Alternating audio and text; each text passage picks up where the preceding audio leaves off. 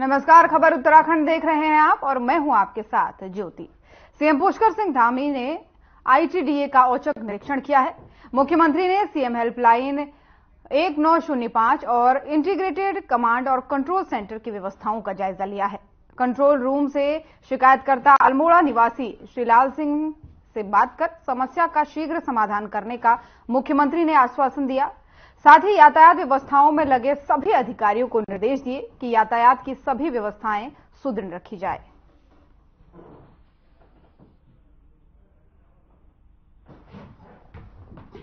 तो खबर आपको देहरादून से बता रहे हैं, जहां पर समस्याओं के समाधान का जो है लोगों को आश्वासन लगातार दिया जा रहा है। सीएम हेल्पलाइन का औचक निरीक्षण जब किया गया तो मुख्यमंत्री ने खुद शिकायतकर्ताओं से बात की और साथ ही साथ उन्हें आश्वासन दिया कि जल्द से जल्द उनकी समस्याओं का समाधान कर दिया जाएगा। और साथ ही साथ जो है कंट्रोल रूम में खुद बैठ करके मुख्यमंत्री ने जो लोगों की समस्याएं हैं वो देखी और अधिकारियों को निर्देश दिए कि जल्द से जल्द और तय समय पर सभी शिकायतकर्ताओं का समाधान किया जाए।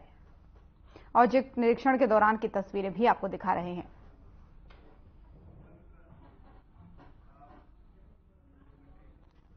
मुख्यमंत्री पुष्कर सिंह धामी ने उत्तराखंड भवन और अन्य सन्निर्माण कल्याण बोर्ड श्रम विभाग में पंजीकृत श्रमिकों को कंबल वितरण कर श्रमिकों को कंबल वितरण अभियान की शुरुआत की।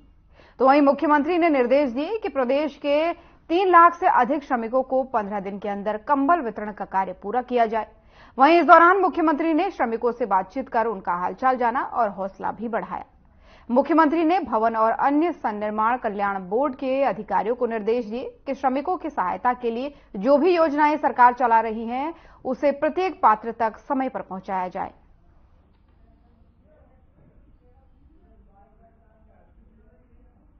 तो खबर देहरादून से आपको बता रहे हैं, जहां पर सीएम धामी ने श्रमिकों से बातचीत की है और इस दौरान आप देख सकते हैं सीएम धामी की तस्वीरें, जहां पर कंबल वितरण अभियान की भी शुरुआत की और साथ ही साथ उन्होंने अधिकारियों को भी इस दौरान निर्देश दिए कि श्रमिकों की सहायता बराबर की जाए, उन्हें किसी तरीके की कोई परेशानियां ना हो, दिक्कतें ना हो, इसका अधिकारीगण खासतौर पर ध्यान रखे। तो सीएम धामी की तस्वीरें आप देख सकते हैं किस तरीके से वो श्रमिकों से बातचीत करते नजर आ रहे हैं।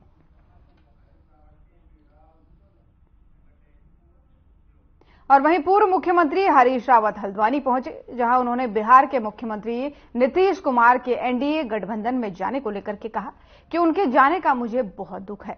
वो मेरे बहुत अच्छे मित्र हैं, लेकिन वो भी भाजपा शरणम गच्छामी हो गए। उन्होंने एनडीए गठबंधन में जाकर अपना पूरा राजनीतिक व्यक्तित्व समाप्त कर दिया, जबकि लोग उन्हें संभावित प्रधानमंत्री के रूप में देखने लगे थे। इसका खामियाजा उन्हें आगामी लोकसभा चुनाव में भुगतना पड़ेगा।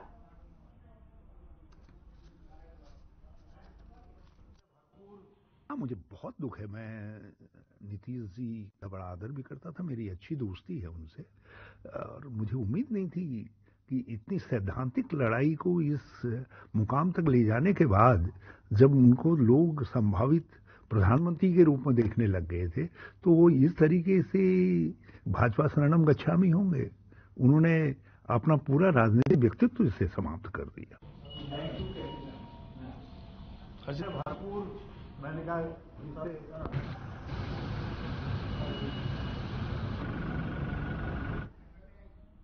और यहां पर रुकेंगे एक छोटे से ब्रेक के लिए, जल्द हाजिर होंगे।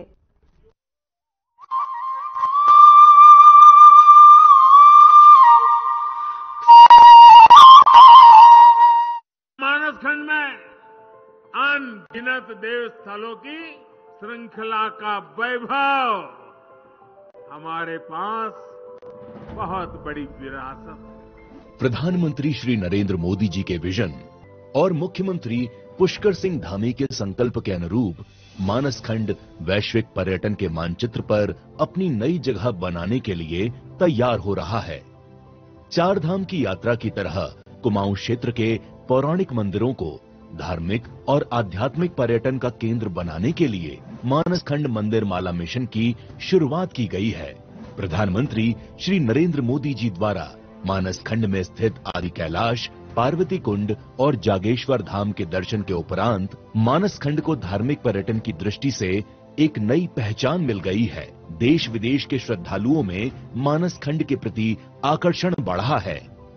मानसखंड मंदिर माला मिशन प्रारंभ होने से इन क्षेत्रों की स्थानीय आर्थिकी को पंख तो लगेंगे ही, महिलाओं द्वारा तैयार किए गए स्थानीय उत्पादों को नई पहचान मिलेगी। यहाँ के होम स्टे संचालक उत्साह से लबरेज हैं।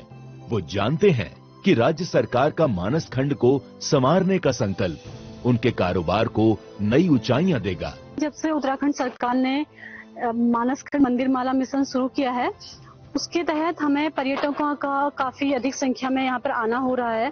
तो ये हमारे लिए बहुत एक अच्छी बात है, एक सकारात्मक इससे सोच बन रही है कि हम बाहर न जाकर अपने ही गांव में रहकर एक अपना रोजगार शुरू कर सकते हैं और अपनी आजीविका अच्छे से चला सकते हैं। वो दिन दूर नहीं जब उत्तराखंड पूरी दुनिया में आध्यात्मिक शक्ति का केंद्र बनेगा और इसका एक महत्वपूर्ण पड़ाव होगा मानस खंड।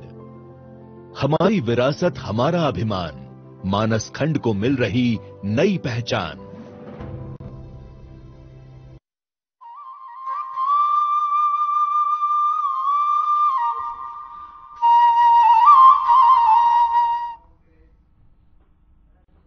ब्रेक के बाद एक बार फिर से स्वागत है आप सभी का। चलिए खबरों में आगे बढ़ेंगे और 2023 बैच के 120 आईएफएस में है और एक सप्ताह तक ट्रेनिंग लेने के बाद से सभी आईएफएस अधिकारी वापस लौटेंगे। आपको बता दें कि सभी आईएफएस अधिकारी लिसा डिपो और सुशीला देवी हर्बल गार्डन गए और वहां पर डीएफओ अमित कुंवर, एसडीओ नरेंद्र नागर, किशोर नौटियाल और एसडीओ देवप्रयाग अनिल पेन्यूली के नेतृत्व में सभी आईएफएस अधिकारियों ने वन विभाग में कार्य करने की प्रणाली को गहराई से समझा। साथ ही उत्तराखंड के भौगोलिक परिस्थितियों के अनुसार जंगली इलाकों में बसे गांव में रहने वाले लोगों और अधिकारियों के बीच किस प्रकार से तालमेल बैठाया जाता है, इस पर भी गहन चिंतन हुआ।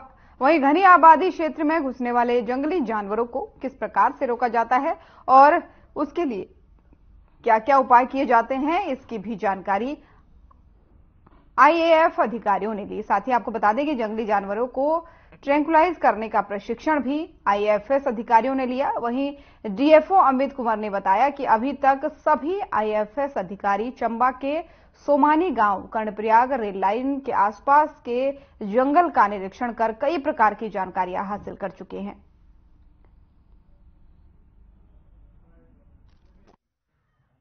हमारी ट्रेनिंग में जैसे हमारी जो बैच है वो 114 लोगों की बैच है। हम लोग देश के डिफरेंट स्टेट से बिलोंग करते हैं। तो हमारी जो बैच है उसमें हम लोग वैसे 85% इंजीनियर्स हैं, लेकिन मोस्ट ऑफ द लोग हम लोग एनवायरनमेंट के लिए काफ़ी कंसर्न है, तो हम लोगों ने ये सर्विस ज्वाइन किया हुआ है और हम लोग काफ़ी एक्साइटेड है ये सर्विस। अभी हमारा ट्रेनिंग वैसे शुरू होकर 2 ही महीने हुए हैं, बट 2 महीनों में ही हमने काफ़ी सारी चीज़ें सीख ली है। जैसे हमें फॉरेस्ट्री के अलग अलग ऑपरेशन सिखाए गए हैं कि क्या क्या वहाँ पे होता है, सिल्वीकल्चर वगैरह। प्लस हमें अलग अलग ट्री आइडेंटिफिकेशन के लिए सिस्टमैटिक बॉटनी हम लोगों ने सीखा है, प्लस वाइल्ड लाइफ मैनेजमेंट हम लोग सीख रहे हैं और ओवरऑल फॉरेस्ट्री का हम लोगों ने अभी तक स्टडी किया है। अभी जैसे जैसे आगे बढ़ेंगे वैसे हम लोग ये सारी चीज़ें डिटेल में सीखेंगे और अलग अलग टूल्स में हम ये। और रायपुर में रिंग रोड के नजदीक एक व्यक्ति की संदिग्ध अवस्था में मौत हो गई, जिसको लेकर के सीओ रायपुर अभिनव चौधरी ने बताया कि उन्हें सूचना मिली हुई थी कि एक व्यक्ति जो किराए पर रहता था वो अपने कमरे के अंदर बंद था। जब पुलिस ने दरवाजा तोड़कर अंदर देखा तो व्यक्ति अचेत अवस्था में मिला। उसे तुरंत अस्पताल ले जाया गया, जहां डॉक्टरों ने उसे मृत घोषित कर दिया। वहीं पुलिस ने शव को पोस्टमार्टम के लिए भेज दिया है।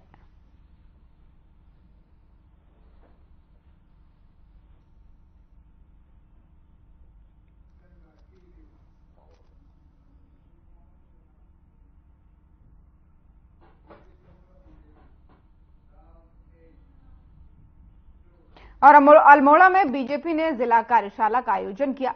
इस आयोजन का मकसद आगामी लोकसभा चुनाव में आधी आबादी यानी महिलाओं को साधने का रहा। वहीं शक्ति वंदन कार्यक्रम के तहत कार्यशाला में बीजेपी पदाधिकारियों के साथ स्वयं सहायता समूह और एनजीओ से जुड़ी महिलाओं को राज्य व केंद्र सरकार की योजना की जानकारी दी गई। साथ ही कार्यशाला में मंडल स्तर पर गांव पर पहुंचकर महिला समूह को मोदी सरकार की योजनाओं की जानकारी देकर महिलाओं को सशक्त करने की बात कही गई। और बीजेपी पदाधिकारियों ने इस दौरान कहा कि मोदी सरकार द्वारा चलाई जा रही योजनाओं के माध्यम से अधिक महिलाओं को लखपति दीदी बनाने का लक्ष्य रखा गया है।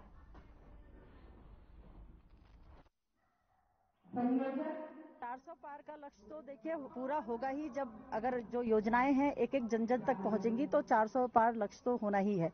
और अधिक से अधिक महिलाओं को हमको इसका लाभ देना है और उन तक ये जब जानकारी हम उन लोगों को देंगे तभी उन तक लाभ पहुंच सकता है। उसी के तहत हम लोग स्वयं सहायता समूहों के साथ बैठकें करके उनको इसका लाभ देने की कोशिश कर रहे हैं। आज एक उसी विषय में एक कार्यशाला आयोजित की गई है जिसमें यहाँ पर उपस्थित सभी हमारी भारतीय जनता पार्टी के पदाधिकारी, कार्यकर्ताएं, महिला कार्यकर्ती और सब लोगों को उस योजना के बारे में बताया गया है और उनको जो भी हमारी पिछले 10 सालों की सरकार की उपलब्धियां हैं उनसे अवगत कराया ताकि वो जन जन के बीच में जाकर के उन उपलब्धियों को गिना सके और उन उपलब्धियों का फायदा दे सके।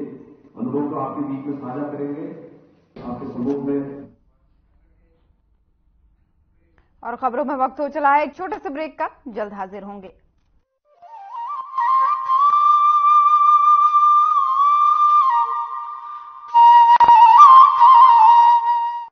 मानसखंड में अनगिनत देव स्थलों की श्रृंखला का वैभव, हमारे पास बहुत बड़ी विरासत है। प्रधानमंत्री श्री नरेंद्र मोदी जी के विजन और मुख्यमंत्री पुष्कर सिंह धामी के संकल्प के अनुरूप मानसखंड वैश्विक पर्यटन के मानचित्र पर अपनी नई जगह बनाने के लिए तैयार हो रहा है। चार धाम की यात्रा की तरह कुमाऊं क्षेत्र के पौराणिक मंदिरों को धार्मिक और आध्यात्मिक पर्यटन का केंद्र बनाने के लिए मानसखंड मंदिर माला मिशन की शुरुआत की गई है। प्रधानमंत्री श्री नरेंद्र मोदी जी द्वारा मानसखंड में स्थित आदि कैलाश, पार्वती कुंड और जागेश्वर धाम के दर्शन के उपरांत मानसखंड को धार्मिक पर्यटन की दृष्टि से एक नई पहचान मिल गई है। देश विदेश के श्रद्धालुओं में मानसखंड के प्रति आकर्षण बढ़ा है।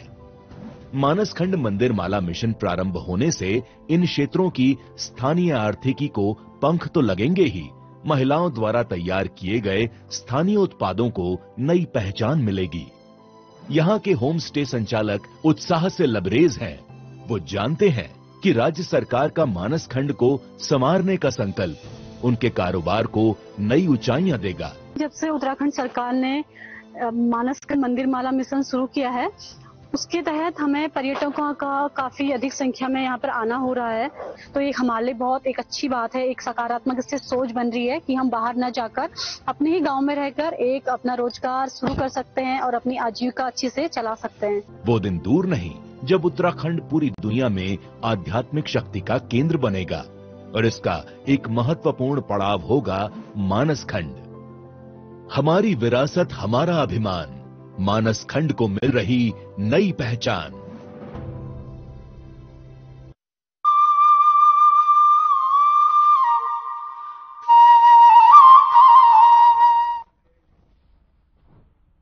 ब्रेक के बाद एक बार फिर से स्वागत है आप सभी का। चलिए खबरों में आगे बढ़ेंगे और अल्मोड़ा के विवेकानंद पर्वतीय कृषि अनुसंधान संस्थान की तरफ से उद्यमियों के लिए 2 दिवसीय बैठक आयोजित की गई। आपको बता दें कि बैठक में प्रतिभाग करने से देश के पर्वतीय क्षेत्रों के हितधारक यहां पहुंचे थे। वहीं सार्वजनिक और निजी क्षेत्र में कृषि पर आधारित उद्योगों को बढ़ावा देने के लिए इस बैठक का आयोजन किया गया। वहीं इस संस्थान के निदेशक डॉक्टर लक्ष्मीकांत ने कहा कि विवेकानंद कृषि अनुसंधान संस्थान की तरफ से सार्वजनिक और निजी क्षेत्र में कृषि पर आधारित उद्योगों को बढ़ावा दिया जाएगा। इस उद्देश्य से ही क्षेत्रीय उद्योग हितधारक परामर्श बैठक का आयोजन किया गया है।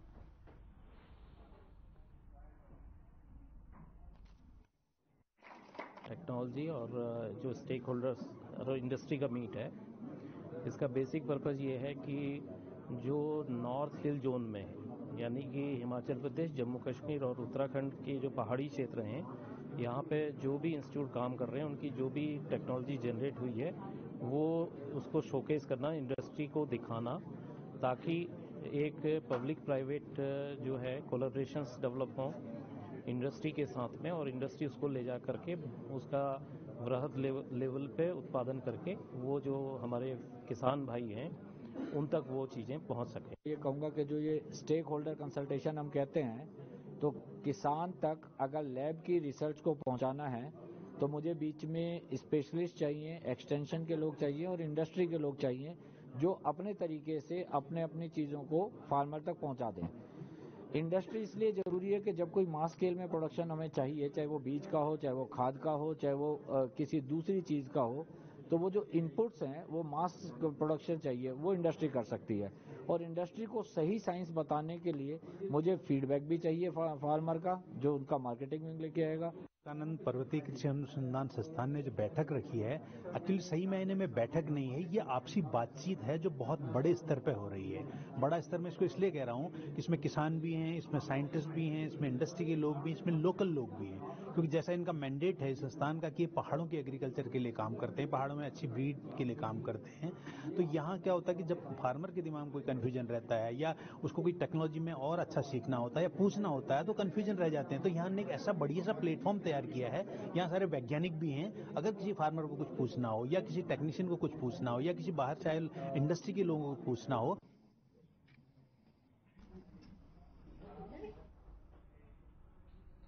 और दिनेशपुर में द्रोण कॉलेज के छात्रों को खुदीराम बोस स्टेडियम में परिवहन संबंधित नियम कानून की जानकारी दी गई। आपको बता दें कि परिवहन अधिकारी और पुलिस की तरफ से ये विस्तृत जानकारी दी गई है। वहीं राष्ट्रीय सड़क सुरक्षा महीने के अंतर्गत दिनेशपुर थाना के सब इंस्पेक्टर संतोष उप्रेती के नेतृत्व में काम किया गया है, जिसके बाद से एक रैली का आयोजन भी किया गया। आपको बता दें कि ये रैली खुदीराम बोस स्टेडियम में नेताजी सुभाष चंद्र बोस चौक तक निकाली गई, जहां पर द्रोण कॉलेज के बच्चों ने नुक्कड़ नाटक किया। इस दौरान सब इंस्पेक्टर संतोष उप्रेती ने कहा कि रैली और नुक्कड़ नाटक का उद्देश्य परिवहन संबंधित लोगों को जागरूक करना है।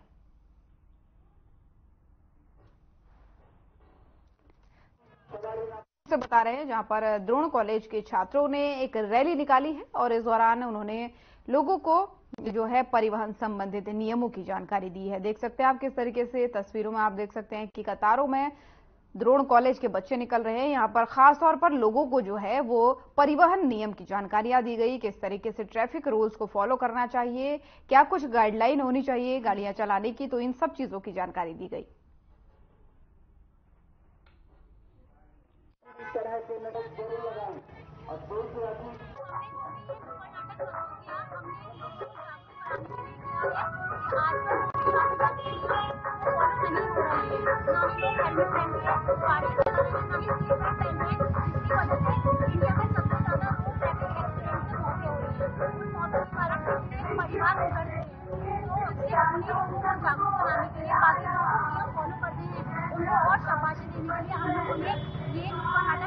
एनफोर्समेंट लगातार जारी है।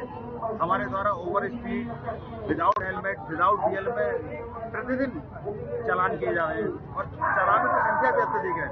अभी हमने नाबालिग बच्चों जो वाहन चलाते हैं उसके पूरे नैनीताल जिले में और उधमसिंह नगर जिले के अंदर अपने प्रोग्राम पर जिसमें बहुत सारे बच्चों का, नाबालिग बच्चों का और उनके अभिभावकों का चालान किया गया। 30वां राष्ट्रीय सड़क सुरक्षा माह है, तो इसी के क्रम में हमने आज बच्चे जो हैं हमारे कॉलेज के बच्चे हैं और जिनके सहयोग से आज जागरूकता रैली निकाली गई ताकि एक ट्रैफिक के संबंधित सकारात्मक संदेश दिनेशपुर की जनता को और लोगों को दे सकें।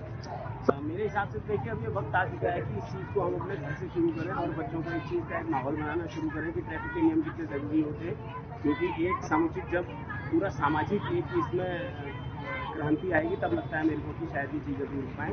केवल चालानी प्रक्रिया करने से या पुलिस अपने काम करते हैं उससे ये काफ़ी नहीं है। ये एक समाज का समग्र विकास इसमें जरूरी है। और खबरों में वक्त हो चला है एक छोटे से ब्रेक का, जल्द हाजिर होंगे।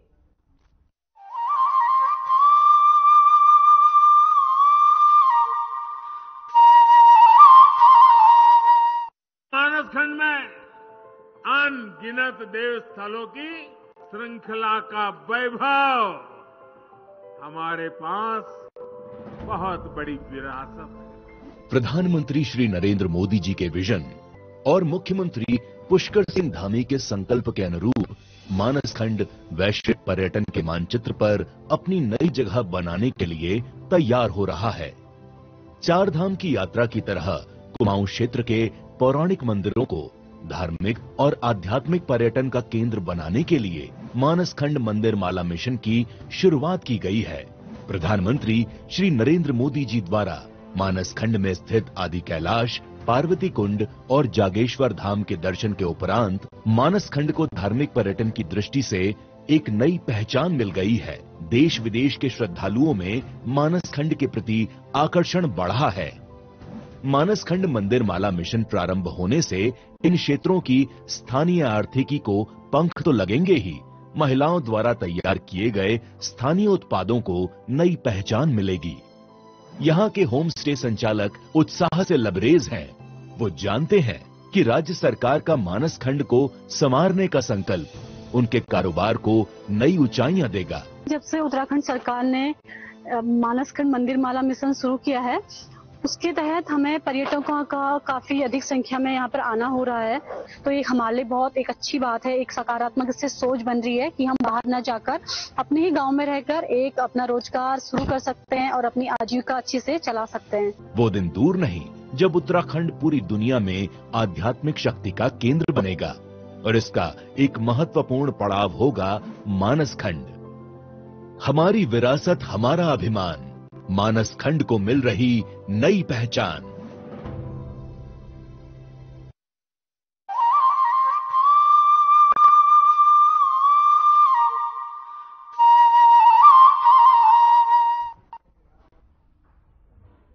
ब्रेक के बाद एक बार फिर से स्वागत है आप सभी का। चलिए खबरों में आगे बढ़ेंगे और खबर देहरादून से है, जहां पर मुख्यमंत्री पुष्कर सिंह धामी ने भारतीय जनता पार्टी का प्रदेश मीडिया कार्यशाला का उद्घाटन किया, जिसमें सीएम के साथ प्रदेश मीडिया प्रभारी, प्रदेश प्रवक्ता, प्रदेश महामंत्री, मीडिया सह प्रभारी और कार्यकर्ता मौजूद रहे, जिसको लेकर के राज्य मंत्री डॉक्टर देवेंद्र भसीन ने कहा कि मीडिया कार्यशाला में प्रदेश के सभी मीडिया प्रभारी शामिल रहे। इसके लिए उन्होंने मुख्यमंत्री पुष्कर सिंह धामी, प्रदेश अध्यक्ष महेंद्र भट्ट और उत्तराखंड के राज्यसभा सांसद और राष्ट्रीय मीडिया प्रभारी अनिल बलूनी समेत अन्य मीडिया प्रभारियों को धन्यवाद दिया। साथ ही उन्होंने इस दौरान कहा कि आगामी लोकसभा चुनाव को देखते हुए मीडिया की क्या भूमिका लोकसभा चुनाव में रहने वाली है, उसको लेकर के मंथन किया गया है। साथ ही उन्होंने ये भी कहा कि आगामी चुनाव के लिए बीजेपी अपनी पुरजोर तैयारी में लगी हुई है। इस बार बीजेपी 5 लोकसभा सीट पर जीत का परचम लहराएगी।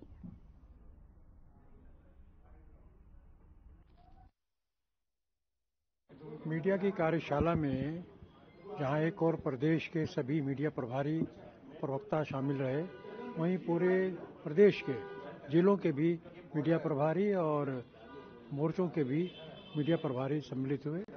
और इसमें हमें माननीय मुख्यमंत्री श्री पुष्कर सिंह धामी जी का, माननीय प्रदेश अध्यक्ष श्री महेंद्र भट्ट जी का और इसके अलावा राष्ट्रीय मीडिया प्रभारी और हमारे उत्तराखंड से लोकसभा के माननीय सांसद श्री अनिल बलूनी जी का मार्गदर्शन प्राप्त हुआ। इसके अलावा जो राष्ट्रीय प्रवक्ता कृष्ण गोपाल जी हैं, उन्होंने भी हमारा मार्गदर्शन किया और राष्ट्रीय प्रवक्ता श्री असलम ने भी जो है आगामी लोकसभा चुनाव को लेकर के भारतीय जनता पार्टी के सभी प्रकल्प, प्रकोष्ठ और जो हमारे विभाग हैं, उनको पार्टी नेतृत्व द्वारा लोकसभा चुनाव के लिए पूरी तरह से झोंक दिया गया है। और इसी के तहत भारतीय जनता पार्टी के द्वारा प्रदेश स्तरीय एक दिवसीय हमारी जो आज मीडिया कार्यशाला हुई, उसमें हमारे यशस्वी मुख्यमंत्री माननीय पुष्कर सिंह धामी जी, हमारे प्रदेश अध्यक्ष माननीय महेंद्र भट्ट जी और हमारे राष्ट्रीय मीडिया प्रभारी आदरणीय अनिल बलूनी जी और हमारे राष्ट्रीय प्रवक्ता आदरणीय गोपाल अग्रवाल जी और जफर इस्लाम जी, उनका हम सभी को, हमारी पूरी प्रदेश की जो टीम है, उस टीम को उनका मार्गदर्शन मिला। भारतीय जनता पार्टी की एक महत्वपूर्ण मीडिया कार्यशाला आज रही है। माननीय मुख्यमंत्री पुष्कर सिंह धामी जी का उद्बोधन रहा। राष्ट्रीय हमारे मीडिया प्रभारी और राज्यसभा के सांसद अनिल बलूनी जी, उनके साथ हमारे राष्ट्रीय प्रवक्ताओं का प्रबोधन रहा। ये आज की कार्यशाला आने वाले लोकसभा चुनाव के लिए बहुत महत्वपूर्ण रही है। मीडिया के संबंधी जो जानकारियां हैं, किस तरीके से अपना प्रस्तुतिकरण होना चाहिए, किन किन बातों का हमको ध्यान रखना चाहिए और हमें चुनाव के लिए क्या क्या आवश्यक चीजें हैं जिनको करना है। इसमें भविष्य में अभी हमारे लोकसभा स्तर पर भी मीडिया कार्यशाला का आयोजन होना है, मीडिया के लोकसभा स्तर पर प्रभारियों की नियुक्तियां होनी है, ऐसे बहुत सारे कार्यक्रम तय हुए हैं। तो आज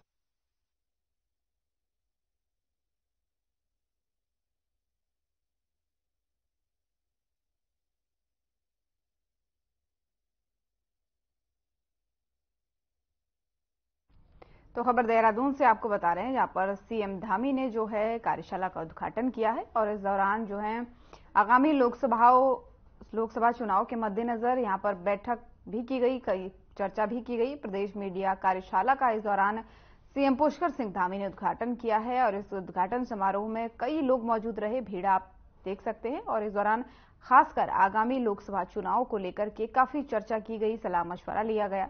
तो सीएम धामी के नेतृत्व में यह बैठक हुई। प्रदेश मीडिया कार्यशाला का यहां पर उद्घाटन भी किया गया, जो आने वाले लोकसभा चुनाव के लिहाज से काफी अहम माना जा रहा है।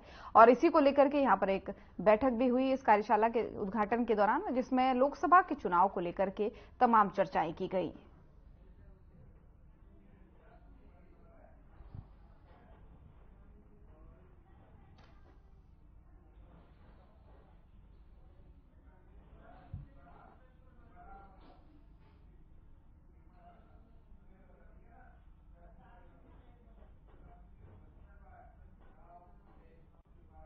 और बड़ी खबर सामने आ रही है देहरादून से, जहां पर आपको बता दें कि प्रदेश में बड़ा प्रशासनिक फेरबदल देखने को मिला है। तो बड़ी और अहम जानकारी अभी देहरादून से सीधे सामने आ रही है। आपको बता दें कि जहां पर बड़ा प्रशासनिक फेरबदल देखने को मिला है और इस फेरबदल में जो है 6 IAS 11 PCS अधिकारियों का ट्रांसफर किया है।